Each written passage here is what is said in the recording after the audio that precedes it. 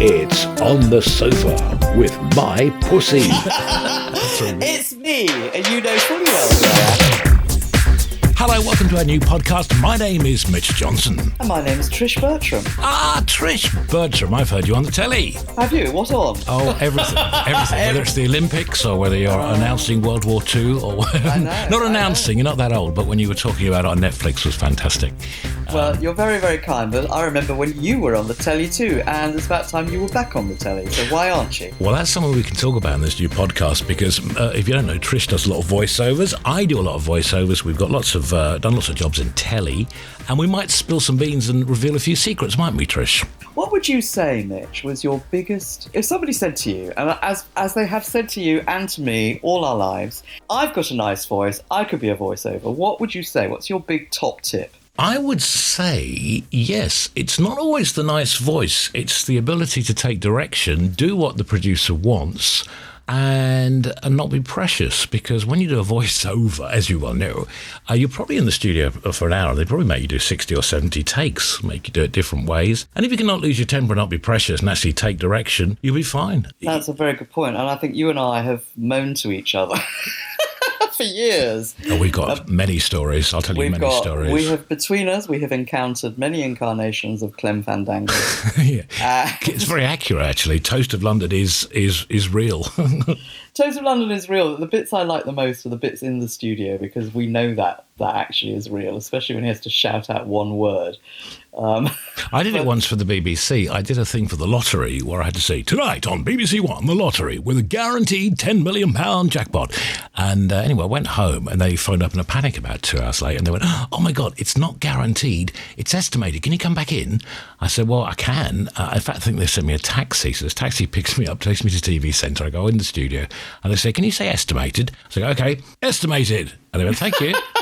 And they sent me home again and paid me a fee. This was obviously before the days where you could just say it into your phone and send it off. That's right, you have to go in. Those were the days. Those were the days when we would run around Soho just saying estimated here and lottery there and going home, and it was lovely. What was your easiest job, Trish? Oh my God. I mean, are any jobs easy? You may get a line to say, but then you're dealing with someone like in Toast who wants you to say it 98 different ways. And the great thing is, and I find the engineer always knows that take 1, 2 or maybe 3 is good. I love sound engineers. Yeah, because they know. Well, you got to go and do something and say, like, the new Disney DVD, out now, 1999. And they go, okay, lovely, can we just do another one for safety? So you go, the new DVD, out now, 1999.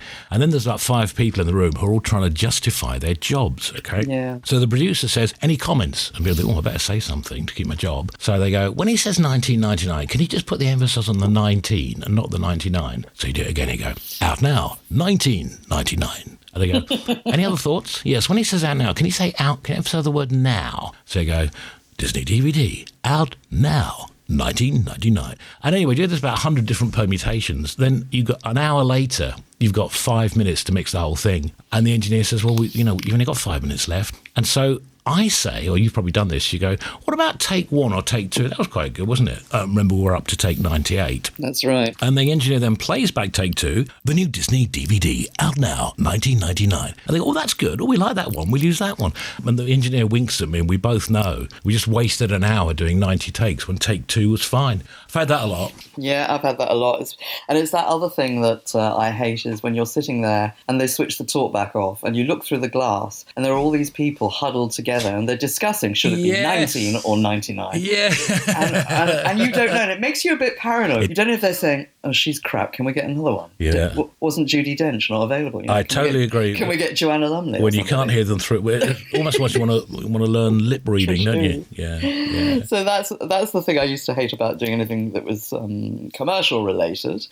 Radio people, when the only bit, I mean, you've been a proper radio disc jockey and all of that, but I only ever did what they call station imaging, and the radio imaging producers were always lovely, because all I'd go in, I'd shout my head off, they were always pleased, and then I knew that with their skills, they were going to make me sound a million times better than I sounded anyway. Oh, you always sound great. No, but you know what I mean. By the time all the post-production has been layered on and the odd click and all the deep breathing and the this and the that, and you end up sounding fantastic. Much better than I deserve it. Well, that's great. And you always sound good on the radio. And here's another thing that you'll have noticed as well. The smaller the station, the more jingles they want. If it's a little local hospital station or community station and you're doing it for a favour, they send you like 5 pages of rubbish. And you have to go, it's 4 in a row with Fred Bloggs on the Tasty Tea Time Teas. But when you do a big station like Capital or Radio 2 or Smooth or Heart I've worked for, they're lovely because they just get you to go, Heart FM. And they go, thank you. And Radio 2 maybe go, Zoe Ball on Radio 2. And they go, thank you, that's fine, that's all we need. And that is all they need. No, you don't need like 500 pages of rubbish. That's the DJ's job. No, that's absolutely true. That is absolutely true. And also, as you and I have often moaned about, the smaller the station, the less likely you are to be thanked. I think my worst one was doing a lot of stuff free out of the goodness of my heart for a little community radio station that had launched. And I was trying to do my bit, put something back, and sending off the stuff. And what happened was there was this kind of feeling that I was on tap, like you just turn Trish on. And I'd get these emails, and one day I got an email that went, can you do this one?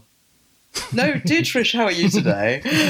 Thank you so much for all the free stuff you've let us have. Really grateful. You're really helping us. Would you mind just doing this extra line? No, it just said, can you do this one? Yeah. So I hit reply and went, no. Always be nice to your voiceovers, people. Yes, that's very true. Yeah. So I'll be sending you my invoice for this chat we're having. Well, this is our new podcast, and we'll talk more about voiceovers and voiceover stories later. What have you been doing today then, Trish? Have you been running around? Have you been hoarding? Have you been watching telly shows? Have you been buying things? What's been happening in Trish Bertram's world today? It's interesting you mentioned hoarding, because I'm trying to break that. You're not a hoarder, though. I'm not a hoarder, but I kind of almost was once, and I've sort of gone the opposite. I sort of like got myself into Marie Kondo, and I read all the books, and there was a great book I was once given called The Swedish Art of Death Cleansing.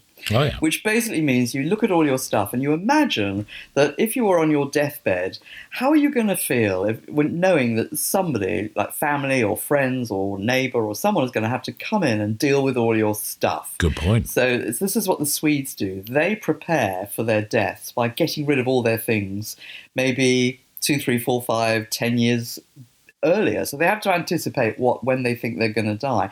That's all very well. And imagine getting to 100 and you've given all your stuff away at the age of 60. Yes. And that cable you needed to plug in the new TV. I had one of those, but I gave it away. Bugger. Bugger. Where's my toaster gone? Where's the kettle gone? Oh.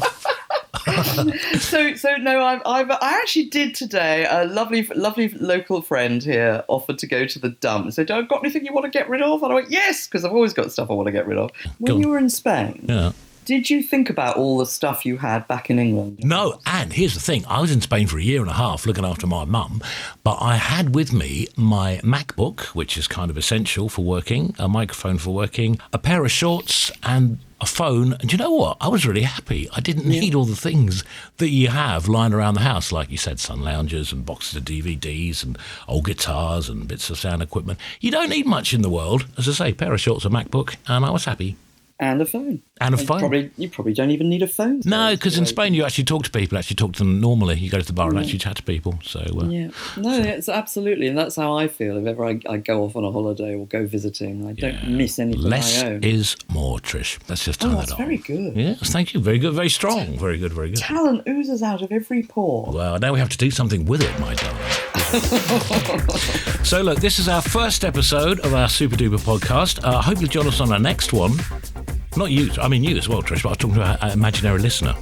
Our listener, do you think we'll get one? Yes, of course we will. People want to know the goss. We want to know your take on stuff, because you've got some great views on political goings-on and shenanigans. Oh, no, I just moan. No, you don't. No, you have very erudite perspicacity about you, and wisdom and sagacity. Oh, sagacity.